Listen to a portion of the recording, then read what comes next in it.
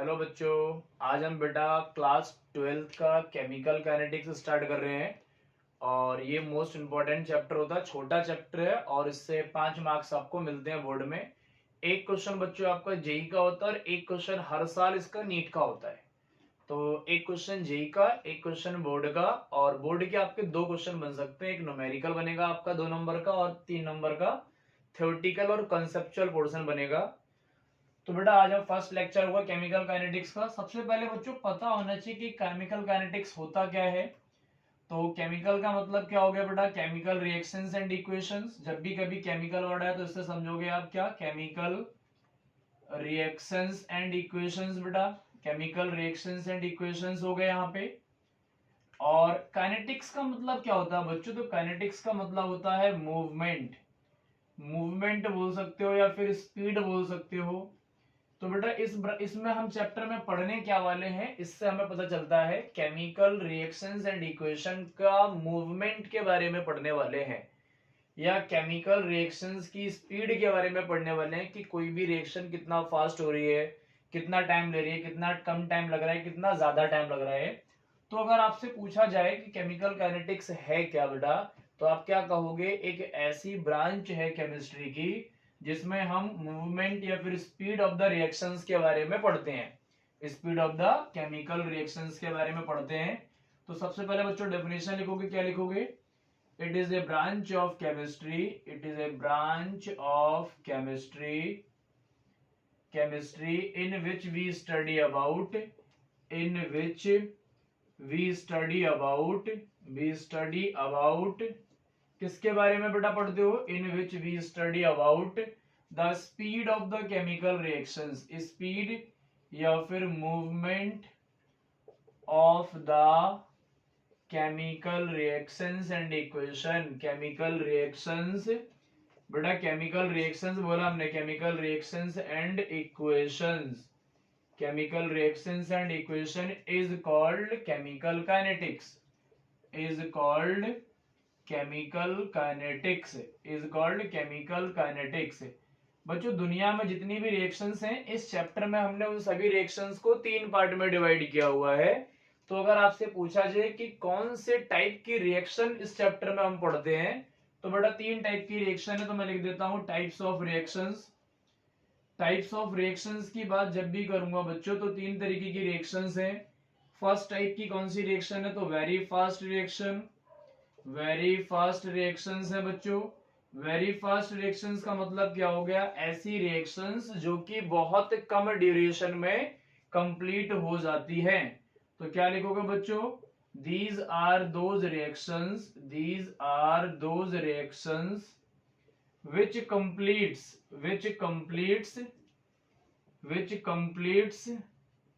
in very short duration of time, very short duration of time. बच्चों बहुत कम duration में खत्म हो जाती है। Very short duration of time.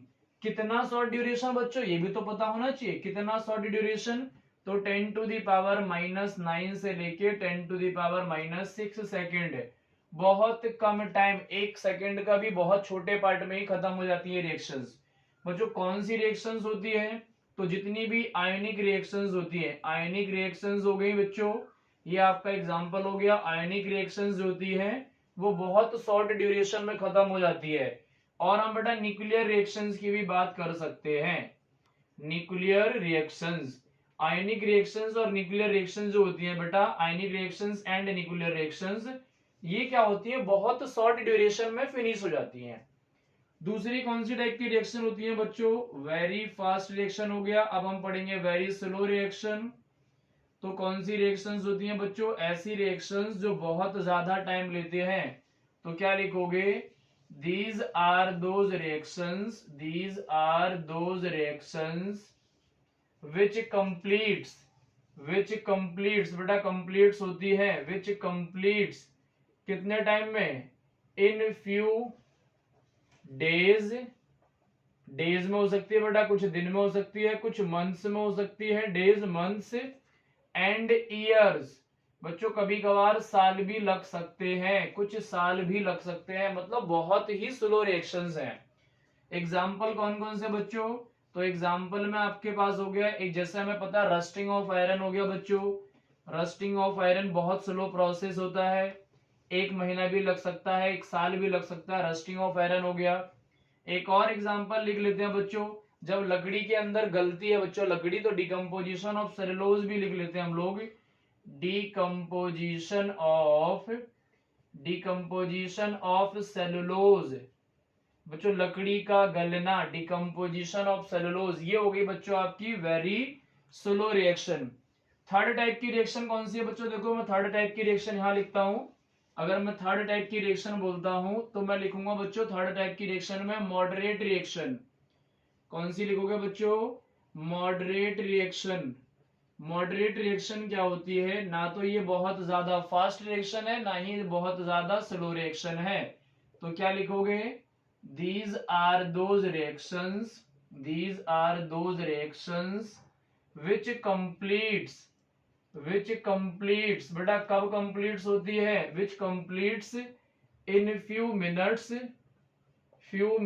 बच्चों, कुछ मिनट्स में हो सकती है, मिनट्स टू few hours, कुछ घंटों के अंदर हो सकती है कंप्लीट, कुछ मिनट से लेके बच्चा कुछ घंटों के अंदर कंप्लीट होती है। ऐसी रिएक्शंस को बोलते हैं हम लोग मॉडरेट रिएक्शंस।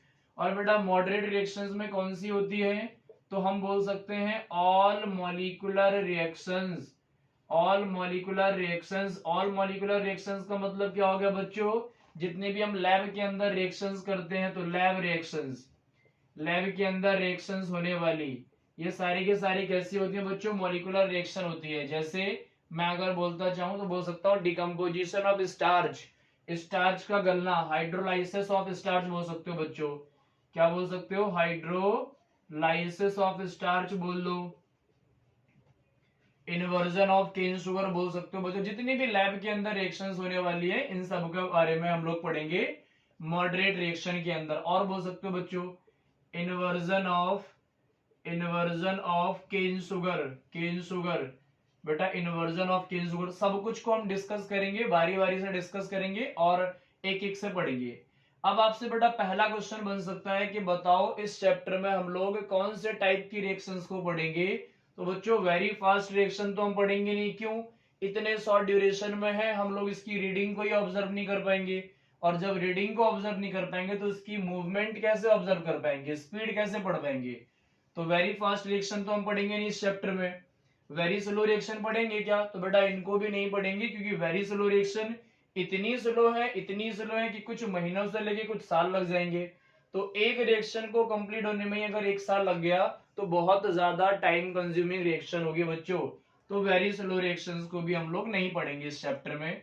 तो पढ़ेंगे किसको बच्चों, मॉडरेट रिएक्शन को इस चैप्टर में पढ़ेंगे। मॉडरेट का मतलब क्या हो गया, कुछ मिनट से लेके बच्चों कुछ घंटों के अंदर ये पूरी हो जा रही है। तो बेटा ये हो गया आपका मॉडरेट रिएक्शन। इसके बाद बच्चों हमें सबसे पहला टॉपिक पढ़ना होता है, वो पढ़ोगे आप लोग रेट ऑफ रिएक्शन। तो रेट ऑफ रिएक्शन क्या होता है बच्चों, उसको समझो आराम से, इसके क्वेश्चंस करेंगे और इंपॉर्टेंट आपको 2 मैं ट्रिक्स दूंगा इस लेक्चर में, और जिससे आपका बहुत जल्दी क्वेश्चन हो जाएगा।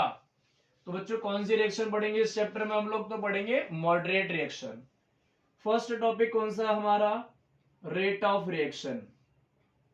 रेट ऑफ रिएक्शन है बच्चों, किससे रिप्रेजेंट करोगे आप, आर से रिप्रेजेंट करोगे। होगा क्या रेट ऑफ रिएक्शन, तो देखो बच्चों मैं इनिशियल एक इक्वेशन लिख देता हूं, ए और बी जो रिएक्टेंट हो गया बच्चों, यहां से मिला आपको सी और D, C and C plus D बच्चों बोल देता हूं, ये आपका रिएक्टेंट हो गया और ये आपका प्रोडक्ट हो गया। तो मॉडरेट रिएक्शन क्या बोलता है बेटा, किसी भी कंसेंट्रेशन का या तो रिएक्टेंट का चेंज होगा टाइम के साथ या प्रोडक्ट का टाइम के साथ चेंज होगा। सपोज करो इनिशियल में रिएक्टेंट 100 मोल्स है और इनिशियल टाइम में बच्चों प्रोडक्ट कितना होगा, 0 मोल्स होगा। इनिशियल टाइम की बात कर रहा हूं मैं, इनिशियल टाइम की बात कर रहे हैं बच्चों। कुछ टाइम के बाद, आफ्टर सम टाइम के बाद, कुछ टाइम के बाद, तो बेटा ये कम हो जाएगा। सपोज करो 100 माइनस एक्स मोल्स कम हो गया, तो ये कितना बनेगा बेटा, एक्स मोल्स ही बनेगा। जितना मोल्स रिएक्टेंट में कम होगा उतना ही जाके प्रोडक्ट में बन जाएगा। तो रेट ऑफ रिएक्शन है क्या बच्चों, तो या तो आप रिएक्टेंट की कंसेंट्रेशन चेंज करोगे या प्रोडक्ट की कंसेंट्रेशन चेंज करोगे। किसके रिस्पेक्ट में करोगे? तो टाइम के साथ करोगे, क्योंकि टाइम तो बेटा कंज्यूम होगा ना। तो रेट ऑफ रिएक्शन है क्या? Change in concentration of reactant और product with respect to time is called rate of reaction. तो मैं लिख देता हूं, the rate of a chemical reaction, the rate of a chemical reaction is equal to change in concentration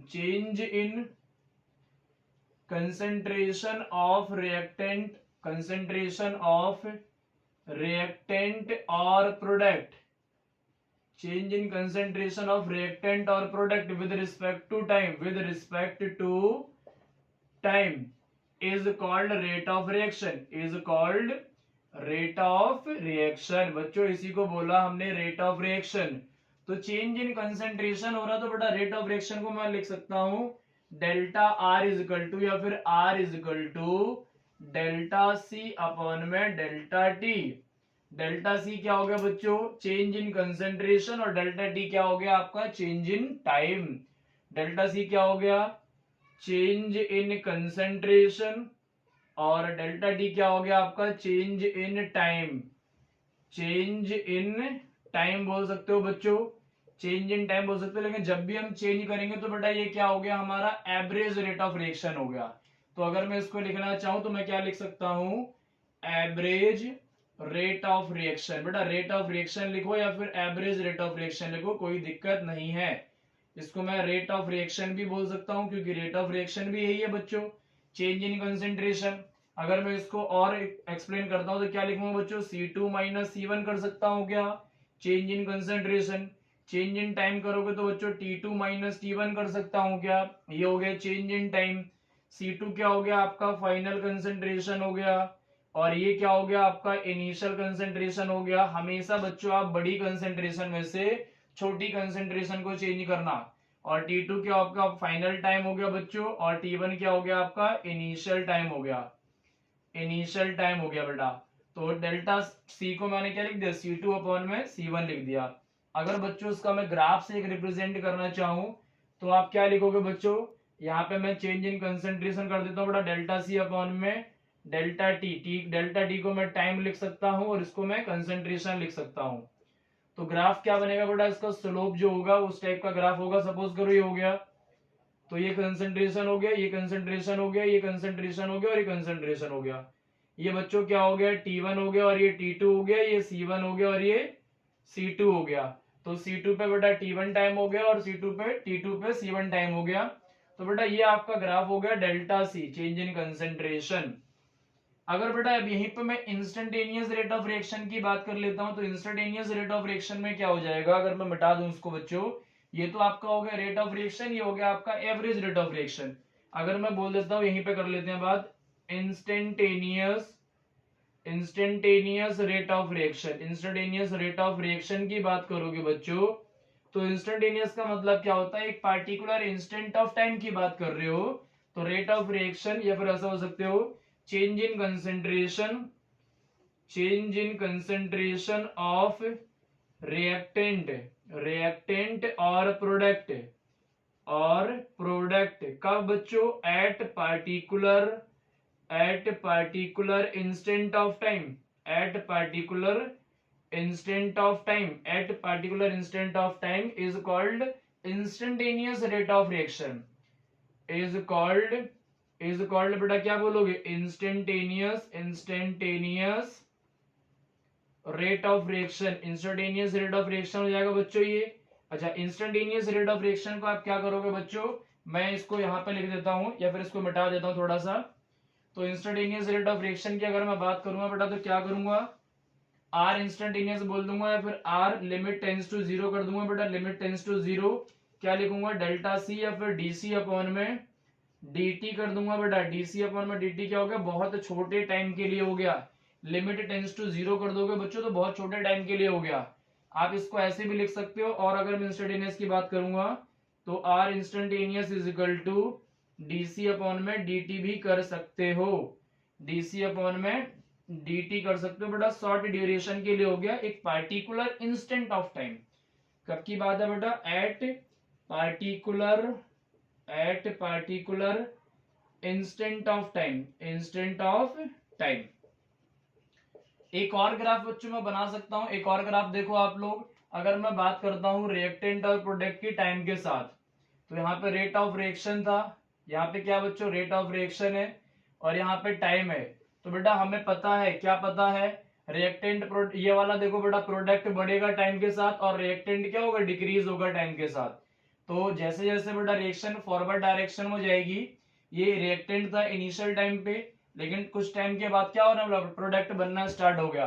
तो जैसे जैसे reaction forward direction में जाएगी तो बच्चों प्रोडक्ट का ग्राफ बढ़ेगा, प्रोडक्ट बढ़ रहा है, और रिएक्टेंट का ग्राफ कम हो रहा है। रिएक्टेंट का ग्राफ कम हो रहा है बेटा, कम हो रहा है। इस पार्टिकुलर इंस्टेंट ऑफ टाइम पे देखो बच्चों, product is equal to reactant के इक्वल था। इस पार्टिकुलर इंस्टेंट ऑफ टाइम पे क्या था, reactant is equal to product के इक्वल था बच्चों। तो इस पार्टिकुलर इंस्टेंट ऑफ टाइम को क्या बोल दिया था हमने, इक्विलिब्रियम स्टेट कहा था बच्चों इसको हमने। तो इस ग्राफ को भी आप लोग याद रखोगे। इसके बाद बेटा हम इसके कुछ इंपॉर्टेंट क्वेश्चंस करेंगे। तो यहाँ देखो बच्चों, अब हम इसके क्वेश्चंस करेंगे ताकि आपका थोड़ा सा कॉन्फिडेंस बूस्ट हो जाए। अच्छा बच्चों, यहाँ पे एक इंपॉर्टेंट बात ये है, थोड़ा सा आप और समझो। एक एग्जांपल लेके चलता हूं मैं। अगर मैं आपको एक इक्वेशन दूं, इक्वेशन क्या है बेटा, N1 नंबर ऑफ मोल्स हैं A और N2 मोल्स हैं B के। जो प्रोडक्ट दे रहा है वो M1 दे रहा है मोल्स बेटा C के, और M2 मोल्स दे रहा है D के। ये हमारा रिएक्टेंट हो गया और ये हमारा प्रोडक्ट हो गया। ये हमारा रिएक्टेंट हो गया, ये हमारा प्रोडक्ट हो गया।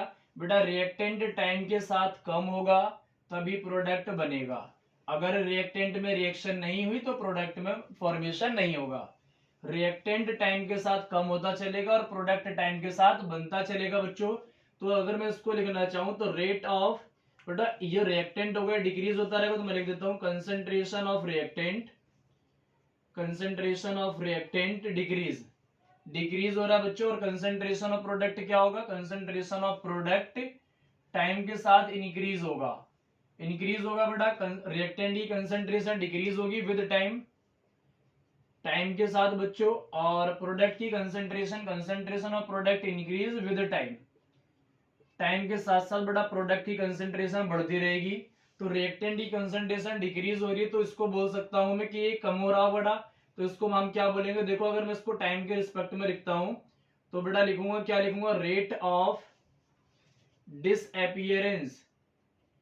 Disappearance of reactant. बेटा डिसअपियरेंस ऑफ रिएक्टेंट लिखना चाहूंगा तो मैं दोनों को डिसअपियरेंस लिखूंगा, रेट ऑफ डिसअपियरेंस ऑफ ए कर देता हूं। इसका मतलब क्या हो गया बच्चों, ए डिक्रीज हो रहा है टाइम के साथ। रेट का मतलब क्या होता है, टाइम के साथ। तो बच्चों ए डिक्रीज हो रहा है टाइम के साथ, तो ए को डिसअपियर हो रहा है, ए थोड़ा कम हो रहा है, तो रेट ऑफ डिसअपियरेंस ऑफ ए, तो मैं क्या लिखूंगा, डी ए अपॉन में डी टी, क्योंकि बेटा टाइम के साथ हो रहा है कम, ये कम हो रहा है। Rate of disappearance of A, disappearance हो रहा है, डिसअपियरेंस का मतलब क्या हो गया, कम होना बच्चों। कम के लिए हम क्या साइन लगाएंगे, नेगेटिव साइन लगा देंगे। तो ये हो गया रेट ऑफ डिसअपियरेंस ऑफ ए कम हो रहा है बच्चों। रिएक्टेंट में बी भी है, तो rate of disappearance of B बोल दूंगा बच्चों, तो क्या बोल दूंगा, माइनस डी बी अपॉन में डी टी, क्योंकि बी की कंसेंट्रेशन भी कम हो रही है तो हमने नेगेटिव साइन लगा दिया। अब बच्चों ये जो प्रोडक्ट था ये क्या हो रहा है, इंक्रीज हो रहा है, तो इसका बच्चों क्या हो रहा है, एपियरेंस हो रहा है। एपियरेंस का मतलब बढ़ना, तो मैं यहाँ पे क्या लिख सकता हूं, रेट ऑफ एपियरेंस ऑफ सी बोल सकता हूं बच्चों, तो क्या बोलूंगा, डीसी अपॉन में dt। टाइम के साथ ये भी एपियर हो रहा है, लेकिन एपियर हो रहा है तो हमने क्या बोल दिया, बढ़ रहा है, तो बच्चा हमने पॉजिटिव साइन लगा दिया। ऐसे में बोल सकता हूं rate of appearance of D भी बोल सकता हूं बच्चों, तो क्या बोलूंगा, डीसी अपॉन डी अपॉन में dt।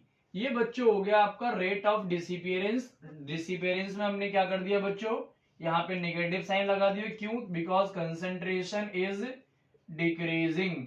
बेटा कंसेंट्रेशन क्या हो रहा है, डिक्रीज हो रहा है विद टाइम के साथ। और यहाँ पे क्या हो रहा है, इन दोनों केस में बेटा कंसेंट्रेशन बढ़ रही है, तो कंसंट्रेशन इज इंक्रीजिंग, बेटा ग्राफ ऊपर को बन रहा तो इंक्रीजिंग होगा विद टाइम, विद टाइम। यहाँ पे बच्चों कंसंट्रेशन इंक्रीज हो रहा है टाइम के साथ और यहाँ पे कंसंट्रेशन डिक्रीज हो रहा है टाइम के साथ। अभी तो बच्चों हमने रेट ऑफ डिसअपीयरेंस ऑफ ए लिखा हुआ है, अब मैं क्या लिखूंगा बच्चों, क्योंकि मेरे पास तो मोल्स भी है, यहाँ पे मेरे पास क्या है बच्चों, मोल्स भी हैं, तो मैं इसको अब क्या लिखूंगा, rate of reaction, rate of reaction, rate of reaction of A, rate of reaction of A with respect to T, या फिर rate of reaction with respect to A. और सिंपल वर्ड कर लेते हैं बेटा, रेट ऑफ रिएक्शन का मतलब क्या होगा, टाइम के साथ रिएक्शन हो रहा है, with respect to A, with respect to A, with respect to A, A के रिस्पेक्ट में क्या होगा रेट ऑफ रिएक्शन। तो अब क्या करोगे बच्चों, रेट ऑफ रिएक्शन का मतलब क्या होगा, ए की बात कर रहे, डिसिपेरेंस तो हो ही रहा है, पहले लिख चुके हम लोग, तो क्या लिखेंगे, माइनस डी ए अपॉन में N1, N1 मोल्स के साथ हो रहा है बच्चों, N1 dt। तो इसका मतलब क्या होगा, rate of reaction with respect to A, A के रिस्पेक्ट में बेटा हमने किसके लिए लिख लिया, एक मोल के लिए, किसके लिए लिख रहे हैं बच्चों, फॉर 1 मोल। ऐसे में बी के लिए लिख सकता हूं, rate of reaction with respect to B, B के लिए लिखूंगा तो इसके मोल्स के लिए करोगे बेटा dv अपॉन में N2 dt, बेटा N2 dt क्योंकि पर मोल के लिए लिखना चाह रहे हो आप लोग, और ऐसे बच्चों में यहाँ पे लिखूंगा, किसके लिए लिखना चाहूंगा, सी के लिए लिखना चाहूंगा, तो यहाँ पे क्या होगा, rate of reaction, rate of reaction with respect to C लिखूंगा बच्चों। सी के लिए क्या करूंगा, तो यहाँ पे पॉजिटिव हो रहा है क्योंकि अपीयरेंस हो रहा है, तो डीसी अपॉन में dt, लेकिन कितने मोल्स के लिए बच्चों, m1 मोल्स के लिए, क्योंकि हम सबको 1 मोल के रिस्पेक्ट में कर रहे हैं। अब मैं इसको बोलना चाहूंगा तो क्या लिखूंगा बच्चों, rate of reaction with respect to D, तो आप क्या बोलोगे, पॉजिटिव डी अपॉन में m2 dt। ये सब बच्चों कितने मोल के लिए हो गया, हमारे पास 1 मोल के लिए हो गया। एक इंपॉर्टेंट बात यह है, जब हम 1 मोल के लिए इनको कन्वर्ट कर लेंगे तो फिर हम किसी को भी किसी के साथ भी कंपेयर कर सकते हैं, क्योंकि हर किसी की कंसंट्रेशन 1 मोल हो गई। तो अब मैं क्या लिख सकता हूं, ऐसे लिख सकता हूं, रेट ऑफ डिसअपीयरेंस, डिसअपीयरेंस होगा बेटा किसके इक्वल होगा, वो रेट ऑफ अपीयरेंस के इक्वल हो जाएगा। रेट ऑफ डिसअपीयरेंस जो होगा बच्चों वो हो जाएगा रेट ऑफ अपीयरेंस के इक्वल, और किसी को भी हम किसी के रिस्पेक्ट में कंपेयर करके उसकी वैल्यू को फाइंड आउट कर सकते हैं। जैसे बच्चों अब मैं एक क्वेश्चन देता हूं आपको इंपॉर्टेंट सा, उसके बाद फिर आप लोग थोड़ा सा और अच्छे से समझ पाओगे। क्वेश्चन क्या है बच्चों, बहुत बार क्वेश्चन पूछा हुआ है क्वेश्चन इस टाइप का, और नीट में तो बच्चों लाइन लगा के रखी है, 2018, 16, 12, 9, 6, 95, 96, नीट में तो बच्चों लाइन लगा के रखी है। जेई में भी क्वेश्चन बहुत बढ़िया बनता है कहां से। क्वेश्चन देखो बच्चों क्या है, क्वेश्चन आपको बोलेगा इन ए केमिकल रिएक्शन, ये क्वेश्चन हो गया, in a chemical reaction, chemical reaction कौन सी दे दी बच्चों, यहाँ पे N2 plus 3H2 gives 2NH3। ये बच्चों हम बचपन से पढ़ते आए, in a chemical reaction this the rate of, ऐसा बोलेगा बच्चों, the rate of disappearance of H2 is 3.0 10 to the power minus 2 mole litre inverse second inverse, mole litre inverse second inverse. बेटा यूनिट कैसे आई, तो यूनिट भी देख लो आप लोग, हमने आर लिखा था ना, आर रेट ऑफ रिएक्शन क्या था बेटा, डीसी अपॉन में dt था। तो डीसी क्या था, चेंज इन कंसंट्रेशन, कंसंट्रेशन की यूनिट क्या होती है, मोल पर लीटर, और टाइम का क्या हो गया, सेकेंड, तो यहाँ पे क्या हो जाएगा, मोल पर लीटर सेकेंड इनवर्स। बेटा ये उसकी यूनिट हो गई, रेट ऑफ रिएक्शन की यूनिट ये हो गई, क्योंकि रेट ऑफ रिएक्शन क्या था, डेल्टा सी अपॉन में डेल्टा टी था, या फिर डेल्टा डीसी अपॉन में dt था। ये इंस्टेंटेनियस के लिए था, एवरेज के लिए क्या था बच्चों, डीसी अपॉन में dt था। यूनिट तो इसकी भी यही होगी बच्चों, मोल पर लीटर पर सेकेंड, ये बेटा इसकी यूनिट हो गई। तो आपको यूनिट दे रखी है। अब आपसे पूछा हुआ कि रेट ऑफ डिसअपीयरेंस आपको ये दे दिया, क्वेश्चन में क्या पूछना चाह रहा है आपसे, find the rate of disappearance of N2, rate of disappearance बेटा आपको N2 का पूछना चाह रहा है, एंड दूसरे में बोलना चाह रहा है rate of appearance of H2 या फिर NH3। बेटा दोनों चीजें पूछना चाह रहा है आपसे, रेट ऑफ डिसअपीयरेंस N2 का क्या है और रेट ऑफ अपीयरेंस NH3 का क्या है। मोस्ट इंपॉर्टेंट टाइप का क्वेश्चन है बच्चों। तो सबसे पहले हम इसकी रिएक्शन लिखेंगे, क्या लिखेंगे, रेट ऑफ रिएक्शन टाइम के साथ वाली लिखेंगे, तो डी N2 अपॉन में dt कर दूंगा बच्चों, क्योंकि यहाँ पे 1 मोल है तो मैंने 1 मोल के लिए कर दिया।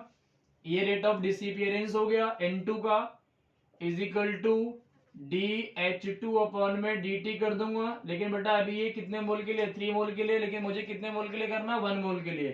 तो मैंने इसके कोफिशिएंट से इसको डिवाइड कर दिया, ये भी 1 मोल के लिए हो गया। इन दोनों पे नेगेटिव साइन क्यों लगाया बच्चों, क्योंकि ये भी कम हो रहा है और ये भी कम हो रहा है, टाइम के साथ डिसअपीयर हो रहा है। Is equal to DNH3 upon में dt कर दिया। बेटा ये यहाँ पे मैंने पॉजिटिव साइन लगा दिया, इसका मतलब क्या हो रहा है, इसका फॉर्मेशन हो रहा है टाइम के साथ। कितने मोल के लिए बेटा, 2 मोल के लिए, तो मैंने 2 से डिवाइड कर दिया, क्योंकि सबको मैंने 1 मोल के रिस्पेक्ट में कर दिया।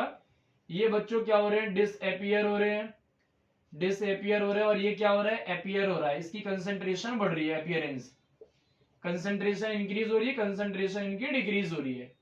हमें क्या दे रखा है बच्चों, rate of disappearance of H2 दे रखा है उसने, तो मेरे को H2 दे रखा है, लेकिन मेरे को N2 से कंपेयर करना है। तो बेटा मैं क्या करूंगा, इन दोनों के इक्वल कर लेता हूं, पहले इन दोनों को कंपेयर कर लेता हूं। तो मैंने लिखा DN2 अपॉन में dt, नेगेटिव साइन से नेगेटिव साइन कट गया बेटा, वैसे नेगेटिव साइन की जरूरत नहीं पड़ती। नेगेटिव साइन सिर्फ ये रिप्रेजेंट करता है कि कंसेंट्रेशन आपकी डिक्रीज हो रही है, और पॉजिटिव साइन सिर्फ ये रिप्रेजेंट करता है कि कंसेंट्रेशन आपकी इंक्रीज हो रही है।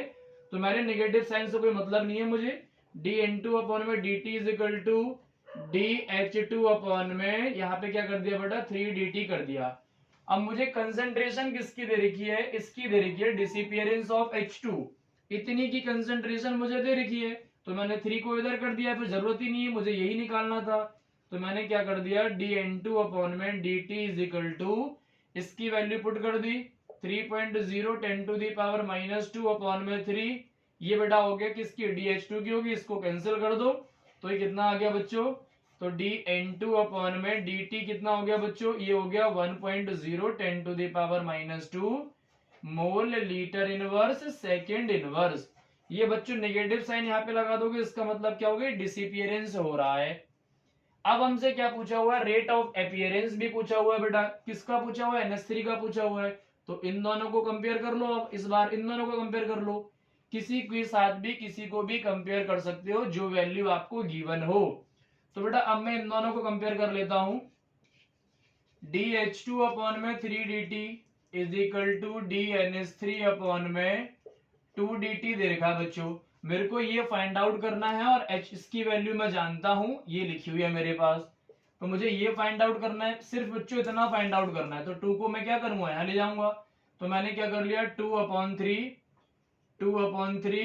DH2 अपॉन में dt इज इक्वल टू कर दिया DNH3 अपॉन में dt। मुझे ये फाइंड करना है बेटा, अब मैं इसकी वैल्यू पुट कर दूंगा। तो इसकी वैल्यू जब मैं पुट करूंगा ऊपर से, तो क्या करूंगा, 2/3 into 3.0 10 to the power -2 is equal to DNH3 upon में dt। अब इसको ये कैंसिल हो गया बच्चों, तो कितना हो गया, DNH3 अपॉन में dt की वैल्यू कितनी हो गई बच्चों, 2.0 इंटू 10 टू दी पावर -2 मोल पर लीटर पर सेकेंड। ये बच्चों इसका हो गया, क्या हो गया, रेट ऑफ अपीयरेंस हो गया। तो यहाँ पे मैंने पॉजिटिव साइन लगा दिया। तो ये एक इंपॉर्टेंट क्वेश्चन होता है बच्चों, रेट ऑफ डिसअपीयरेंस और अपीयरेंस का। ये हर दूसरी साल में नीट रिपीट कर रहा है, अलग अलग पैटर्न पे, कभी इक्वेशन बनवा लेता है, कभी कोई वैल्यू पुट करने को बोल देगा, कभी सॉल्व करने के लिए बोल देगा। तो बच्चों ये ध्यान रखोगे, मोस्ट इंपॉर्टेंट टाइप का क्वेश्चन है। एक और वैरायटी का क्वेश्चन है, लेकिन पहले हम टॉपिक को पढ़ेंगे, फिर उस वैरायटी पे पहुंचेंगे बच्चों। पहले टॉपिक पे पढ़ेंगे, एक ट्रिक पढ़ेंगे, उसके बाद उस वैरायटी पे पहुंचेंगे। अगला वैरायटी क्या है बच्चों, सबसे पहले हमें पता होना चाहिए लॉ ऑफ मास एक्शन। इसके बाद जो नेक्स्ट टॉपिक है बच्चों, वो क्या है हमारे पास, law of mass action. Law of mass action, law of mass action है बच्चों, किसने दिया था, तो गुलवर्ग एंड बागे ने दिया था ये। किसने दिया था बच्चों? तो गुलबर्ग एंड वागे, इन्होंने बच्चों इसको दिया था, गुलबर्ग एंड वागे। इन्होंने क्या कहा था, बड़ा ही सिंपल इनकी स्टेटमेंट है। इन्होंने क्या कहा बच्चों, सपोज करो मैं ले लेता हूं A1 मोल्स हो गए A के और B1 मोल्स हो गए B के, या फिर B मोल्स हो गए B के, और जो प्रोडक्ट बनेगा बेटा वो क्या होगा, C मोल्स हो गए C के और छोटा d मोल्स हो गए D के। ये रिएक्टेंट है आपका, ये रिएक्टेंट है बेटा, और ये आपका प्रोडक्ट हो गया। इन्होंने क्या कहा कि जो प्रोडक्ट होगा बच्चों वो रिएक्टेंट की कंसंट्रेशन पर डिपेंड करेगा, कि कितना प्रोडक्ट बनेगा वो अमाउंट ऑफ रिएक्टेंट पर डिपेंड करेगा। और सही बात भी है बच्चों, क्योंकि अगर रिएक्टेंट ही नहीं होगा तो प्रोडक्ट कहां से बनेगा। तो उन्होंने क्या बोला, the rate of a chemical reaction, the rate of a chemical reaction is directly proportional to is directly proportional to किसके बेटा, proportional to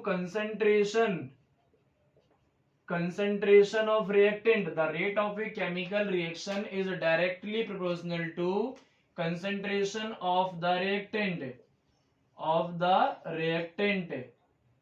is called law of mass action, is called law of mass action, is called law of mass action।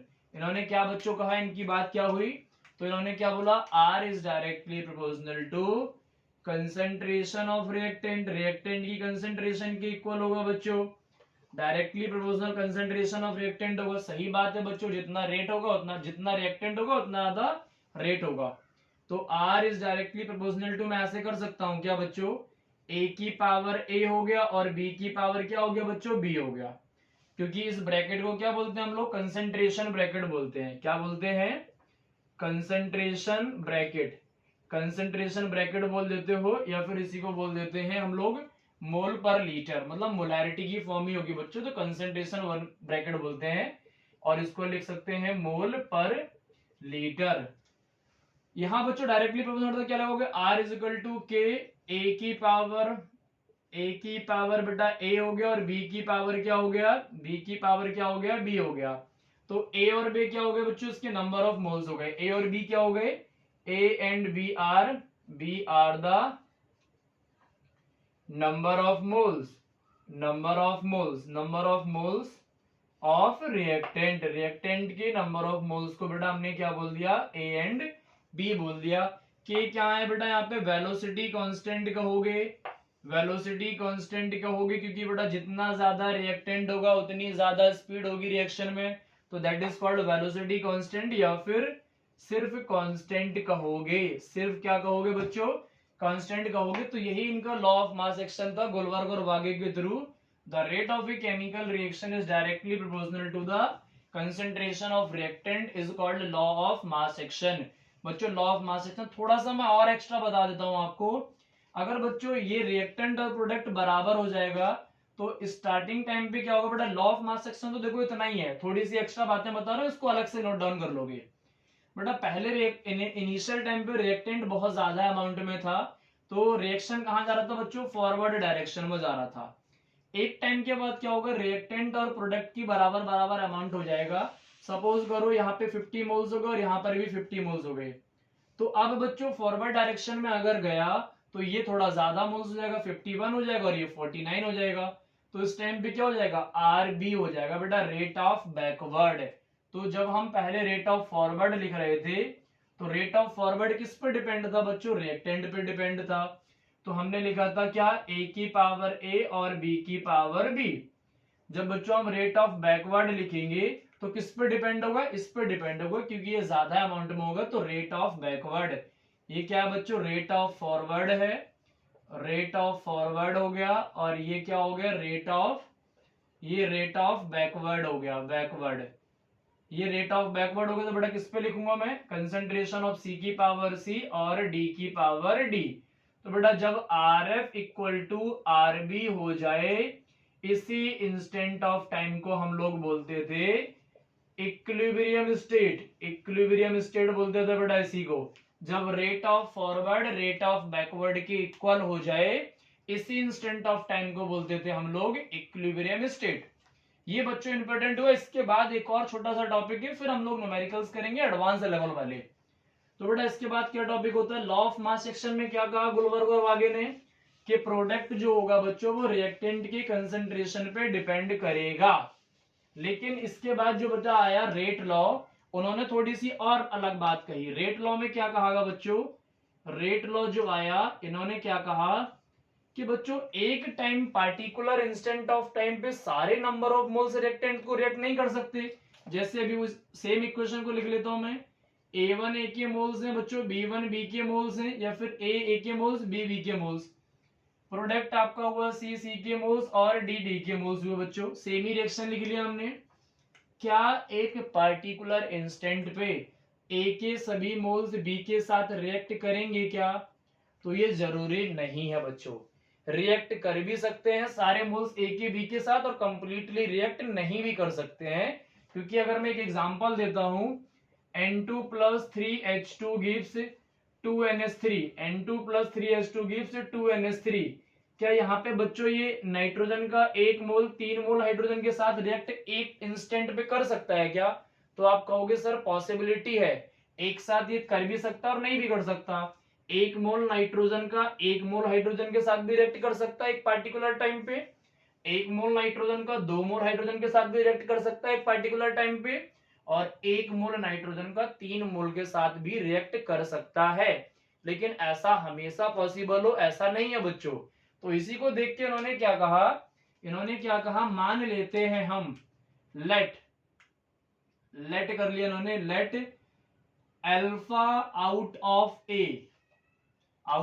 A moles, alpha out of A moles reacts at a instant at a particular time, at a particular time. बेटा एक particular time पे alpha moles react कर गए, alpha out of A moles, A में से alpha moles react कर गए at a particular time, एक पार्टिकुलर इंस्टेंट ऑफ टाइम पे बोल सकते हो, ए पार्टिकुलर टाइम या फिर पार्टिकुलर इंस्टेंट ऑफ टाइम।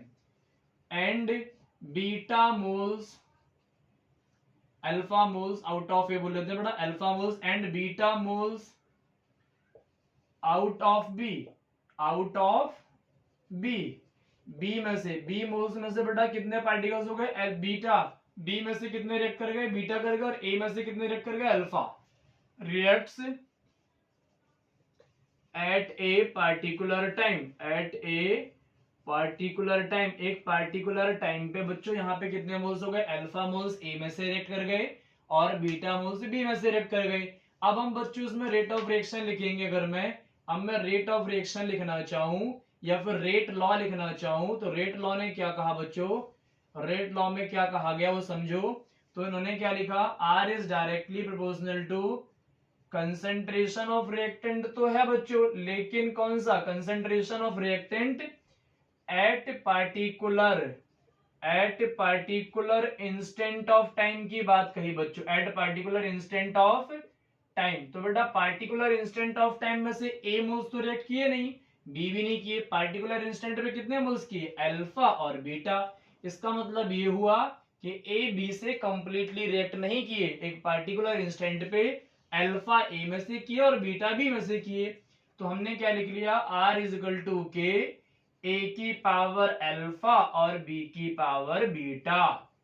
तो बेटा यही इनका रेट लॉ था। रेट लॉ ने क्या कहा, the rate of a chemical reaction depends on that amount of reactant which react eight a particular instant of time. तो क्या बच्चा बोला इन्होंने, देखो अकॉर्डिंग टू, मैं लिख देता हूं इनका law, according to rate law, according to rate law the rate of a chemical reaction, according to rate law the rate of a chemical reaction, the rate of a chemical reaction is depends on that amount of reactant, that amount of reactants which reacts क्या लिखा बेटा, according to rate law the rate of a chemical reaction is depends on that amount of reactant which reacts at a particular instant of time. Instant of time, एक बेटा particular instant of time पे कितना होगा, is called rate law, is called rate law, rate law बच्चों। और इसी को हमने बाद में कहा बच्चों ऑर्डर ऑफ रिएक्शन। तो इसके बाद अब हमारे पास एक बड़ा ही इंपॉर्टेंट टॉपिक बचना है बच्चों, उसके बाद हम फिर क्वेश्चंस करेंगे इंपॉर्टेंट से क्वेश्चंस। उसके बाद बेटा क्या करेंगे, इंपॉर्टेंट क्वेश्चंस करेंगे। तो यहाँ बेटा रेट लॉ लिख लो आप लोग। उसके बाद अब हम पढ़ेंगे ऑर्डर ऑफ रिएक्शन और बड़े ही धमाकेदार क्वेश्चंस करेंगे ट्रिक के साथ ऑर्डर ऑफ रिएक्शन के बच्चों। तो ऑर्डर ऑफ रिएक्शन देखो क्या होता है बच्चों, यहाँ पे हमें पढ़ना है order of reaction, order of reaction. तो ऑर्डर ऑफ रिएक्शन क्या होता है बेटा, order of reaction rate law से ही आता है। तो जितनी जो हमने पावर्स की थी बेटा कंसेंट्रेशन की पावर्स, तो ऑर्डर ऑफ रिएक्शन क्या होता है मैं लिख देता हूं पहले, इट इज द फिर समझाता हूं बेटा, it is the sum of powers of concentrated terms, it is the sum of powers of concentrated terms in rate law equation, in rate law equation, rate law equation is called order of reaction, order of reaction बेटा is called order of reaction। ये important बात है, इन्होंने क्या बोला कि बेटा rate law equation में R is equal to K, A की पावर अल्फा, बी की पावर बीटा। तो इन्होंने क्या बोला, it is the sum of powers of concentrated terms. ये वाली पावर्स बेटा कंसंट्रेटेड टर्म्स की पावर्स के सम को बोलते हैं ऑर्डर ऑफ रिएक्शन। ये बेटा आपकी कंसंट्रेशन हो गई, ये कंसंट्रेशन हो गई, इनकी पावर्स के सम को बोलते हैं ऑर्डर ऑफ रिएक्शन। तो अगर मैं ऑर्डर ऑफ रिएक्शन लिखना चाहूं इधर, तो ऑर्डर ऑफ रिएक्शन आप क्या कहोगे, alpha plus beta, that is called order of reaction. तो कंसंट्रेटेड टर्म्स में रेट लॉ इक्वेशन की जो पावर्स होती हैं उन पावर्स को आप ऐड कर दो, उसी को हम कहेंगे बच्चों क्या, ऑर्डर ऑफ रिएक्शन। हमारे सिलेबस में बेटा 3 तरीके के ऑर्डर ऑफ रिएक्शन पढ़ने हैं, zero order reaction, first order reaction और सेकंड ऑर्डर रिएक्शन। तो बच्चों अगर मैं जीरो ऑर्डर रिएक्शन की बात करता हूं तो हमारे पास कौन कौन से रिएक्शन है बेटा, जीरो ऑर्डर रिएक्शन है, जीरो ऑर्डर रिएक्शन और जीरो ऑर्डर रिएक्शन है बच्चों, एक है हमारे पास फर्स्ट ऑर्डर रिएक्शन और एक है हमारे पास सेकंड ऑर्डर रिएक्शन। तो जीरो ऑर्डर रिएक्शन क्या होता है, देखो बच्चों मैं लिखता हूं R is equal to K, A की पावर में जीरो कर दूं और बी की पावर भी बेटा जीरो कर देता हूं। सपोज कर लो रिएक्टेंट में मेरे पास, रिएक्टेंट में क्या है, ए है, ए एंड बी है और यहाँ बच्चों प्रोडक्ट बन रहा है, लेकिन रिएक्टेंट के पावर जीरो जीरो है। इसका मतलब क्या हो गया कि अगर मैं ऑर्डर ऑफ रिएक्शन निकालूंगा, ऑर्डर ऑफ रिएक्शन निकालूंगा तो क्या लिखूंगा, zero plus zero is equal to zero. जब पावर्स का सम जीरो हो गया तो ऑर्डर ऑफ रिएक्शन भी कितना होगा बच्चों, जीरो हो गया। इसको मैं ऐसा लिख सकता हूं R is equal to K, A की पावर जीरो कर सकता हूं बेटा, ये भी जीरो ऑर्डर रिएक्शन हो जाएगा। R इज इक्वल टू के, बी की पावर भी जीरो कर सकता हूं, ये भी जीरो ऑर्डर रिएक्शन हो जाएगा। अब आपसे पूछा जाएगा कि जीरो ऑर्डर रिएक्शन बेटा कौन सी रिएक्शन से शो करती है, तो याद रखना सारी की सारी फोटोकेमिकल रिएक्शंस। तो यहां मैं लिख देता हूं all photochemical reactions, all photochemical reactions shows zero order reaction, shows zero order reaction. सारी फोटोकेमिकल रिएक्शंस बेटा जीरो ऑर्डर रिएक्शन ही शो करती है। जैसे एग्जांपल बच्चों मैं ले लेता हूं H2 प्लस Cl2, यहाँ पे लाइट दोगे बच्चों आप, लाइट का मतलब हो गया फोटोकेमिकल हीट के प्रेजेंस में, फोटो का मतलब क्या हो गया, लाइट के प्रेजेंस में। तो H2 plus Cl2 gives 2HCl, ये बच्चों लाइट के प्रेजेंस में हो गया तो जीरो ऑर्डर रिएक्शन हो गया। एक और मैं ले सकता हूँ बेटा 2NH3, अमोनिया का डिकम्पोजिशन कर रहे हैं लाइट के प्रेजेंस में बेटा, लाइट के प्रेजेंस में, तो क्या होगा N2 प्लस 3H2, ये भी आपका जीरो ऑर्डर रिएक्शन हो गया। तो जीरो ऑर्डर रिएक्शन में बेटा एक तो ये हो गया फोटोकेमिकल रिएक्शन, एक क्वेश्चन बना हुआ नीट ने पूछ चुका है बेटा कि फोटोकेमिकल रिएक्शन कौन से ऑर्डर की रिएक्शन शो करती है, तो जीरो ऑर्डर की शो करती है। और जीरो ऑर्डर रिएक्शन जो होता है बेटा एक पार्टिकुलर टाइम के अंदर ही खत्म हो जाएगी रिएक्शन। तो एक लाइन और लिख देता हूँ स्टार लगा के, रिएक्शन कंप्लीट्स। तो बच्चों ये बहुत इंपॉर्टेंट बात है, reaction completes completes with in a period of time, period of time, एक पार्टिकुलर टाइम के बाद बेटा रिएक्शन कंप्लीट हो जाएगी। ये जीरो ऑर्डर की मेन पहचान है, मेन पॉइंट है। एक फोटोकेमिकल रिएक्शन हो गया और एक पार्टिकुलर इंस्टेंट ऑफ टाइम पे फिनिश हो जाएगी। अच्छा बच्चों, अब हम बात करते हैं थोड़ी सी फर्स्ट ऑर्डर रिएक्शन की। ये तो बच्चों हम थोड़ा थोड़ा पढ़ रहे हैं, इसके बाद हम बहुत डिटेल में पढ़ेंगे, इनके न्यूमेरिकल्स करेंगे। अभी इंपॉर्टेंट पॉइंट्स लिख रहे हैं। जीरो ऑर्डर क्या है, फर्स्ट ऑर्डर क्या है और सेकंड ऑर्डर क्या है। तो बेटा जीरो ऑर्डर हो गया। अब मैं फर्स्ट ऑर्डर की बात करता हूं। फर्स्ट ऑर्डर रिएक्शन की बात करोगे बच्चों, तो फर्स्ट ऑर्डर रिएक्शन में क्या होगा, देखो मैं लिख सकता हूं। मान लो सपोज बेटा ए और बी रिएक्टेंट था, आपका प्रोडक्ट बना। क्या प्रोडक्ट बना हमें उससे मतलब नहीं है। Are is equal to K, A की पावर मैंने जीरो कर दी और बी की पावर मैंने बेटा फर्स्ट कर दी। तो कितना हो जाएगा ऑर्डर ऑफ रिएक्शन, कितना हो जाएगा बच्चों, ऑर्डर ऑफ रिएक्शन हो जाएगा 0 plus first is equal to 1। इसको मैं ऐसे भी लिख सकता हूं, are is equal to K, A की पावर 1 और बी की पावर 0 हो जाएगा बच्चों। तो भी ऑर्डर ऑफ रिएक्शन कितना हो जाएगा, ऑर्डर ऑफ रिएक्शन कितना हो जाएगा बेटा, 1 प्लस 0 इज इक्वल टू 1। कौन सी रिएक्शंस फर्स्ट ऑर्डर होती है बच्चों, तो सारी की सारी रेडियो एक्टिव रिएक्शंस जो होती है वो फर्स्ट ऑर्डर रिएक्शन होती है। इंपॉर्टेंट पॉइंट मैं यहां लिख रहा हूं बच्चों, ये स्टार लगा के रखोगे, सारे क्वेश्चंस आपके पूछे गए हैं। तो ऑल रेडियो एक्टिव रिएक्शंस जो होती हैं, ऑल रेडियो एक्टिव रिएक्शंस जो होती हैं बेटा, वो कैसी होती हैं, फर्स्ट ऑर्डर रिएक्शन होती है। डिकम्पोजिशन रिएक्शन भी बोल सकते हो बेटा, ऑल रेडियो एक्टिव रिएक्शंस है ना। तो ये इंपॉर्टेंट है। दूसरा पॉइंट क्या बोलोगे बच्चों, दूसरा पॉइंट हो गया आपका कि ये पार्टिकुलर, ये जो होती है बच्चों, ये इनफाइनाइट टाइम ले सकती है कंप्लीट्स होने में। तो दे कंप्लीट्स इन इनफाइनाइट टाइम में बेटा कंप्लीट्स होती हैं ये जरूरी नहीं है कि ये जीरो ऑर्डर रिएक्शंस जो होंगी बेटा वो क्या होगा, एक पार्टिकुलर टाइम में होगा, ये लॉन्ग टाइम में जा सकती है। इनफाइनाइट टाइम का मतलब क्या, लॉन्ग टाइम, बहुत ज्यादा टाइम लग सकता है बच्चों। एग्जाम्पल क्या होगा, रेडियो एक्टिव रिएक्शन हो सकते हो, डिकम्पोजिशन रिएक्शन भी कह सकते हो आप लोग बेटा। यहाँ पे रेडियो एक्टिव का मतलब क्या हो गया, डिकम्पोजिशन भी कह सकते हो आप लोग, लेकिन रेडियो एक्टिव ऑप्शन आप पहली प्रायोरिटी पर रखना बच्चों। एग्जाम्पल देखो इसका, H2O2 हो गया बेटा, हाइड्रोजन पेरोक्साइड। इसको आप डिकम्पोज करोगे और इसको डिकम्पोज करोगे तो क्या होगा बेटा, H2O plus half moles O2। ये तो बच्चों आपका वाटर बन गया और ये ऑक्सीजन गैस के प्रेजेंट में एवोपरेट कर जाएगा। तो ये हुआ बच्चों आपका किसका, ये हुआ आपका फर्स्ट ऑर्डर रिएक्शन। अब हम सेकंड ऑर्डर रिएक्शन की बात करते हैं बच्चों। तो सेकंड ऑर्डर रिएक्शन की बात करोगे बेटा, तो सेकंड ऑर्डर रिएक्शन में क्या हो जाएगा, are is equal to K, A की पावर 1 बी की पावर 1 हो सकता है बेटा। ऑर्डर ऑफ रिएक्शन कितना हो गया, ऑर्डर ऑफ रिएक्शन यहां पर हो गया 1 प्लस 1। ऐसा भी कर सकते हो, are is equal to K, A की पावर 2 और बी की पावर 0। यहां पर भी बेटा 2 प्लस 0 इज इक्वल टू 2 ही होगा। और थर्ड एग्जांपल क्या ले सकते हो आप लोग, are is equal to K, A की पावर 0 और बी की पावर 2।